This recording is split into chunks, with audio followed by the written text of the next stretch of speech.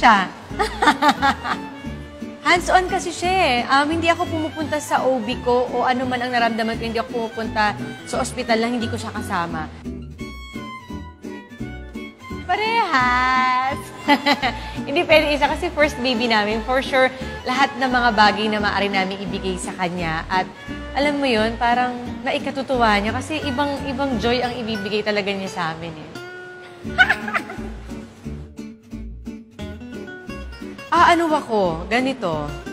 Malamala. Kasi depende, kung yung asawa ko galing trabaho at siya ang nakatoka, kawawa naman yung asawa ko. So, okay lang na ako yung mag-alaga. Ngayon, kung wala siyang trabaho at kaya niya, siya. Naku, day, si Daddy. Si Daddy.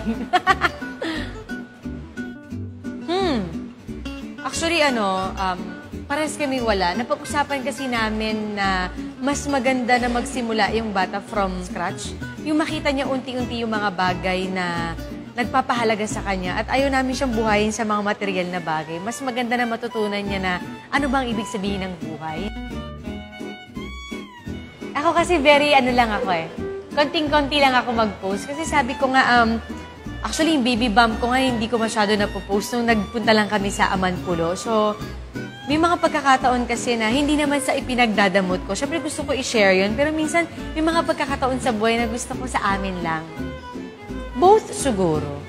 Bilang mga magulang, kailangan parehas namin ma-experience yun. Malamang ako. Pero hindi naman to the point na OA.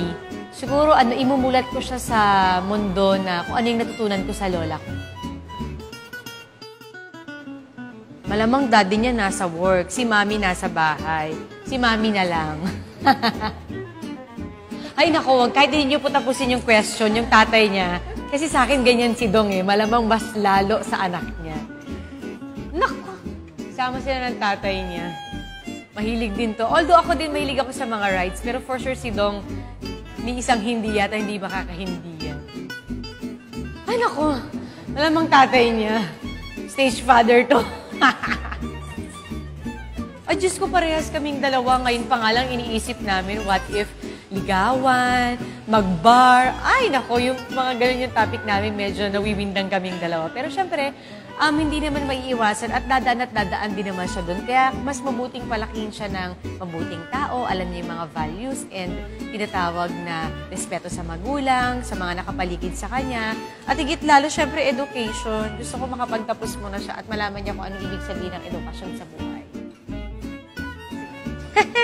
Ano ba? Sige, daddy na lang. Ako na nga nagpanganak, ako pa rin. Pangalan? Parehas kami. Bilang mga magulang, parehas kami, palagi kami may compromise na tinatawag. Kumbaga, lahat ng bagay, sinasang-ayunan namin dahil 50-50 yung decision namin dalawa.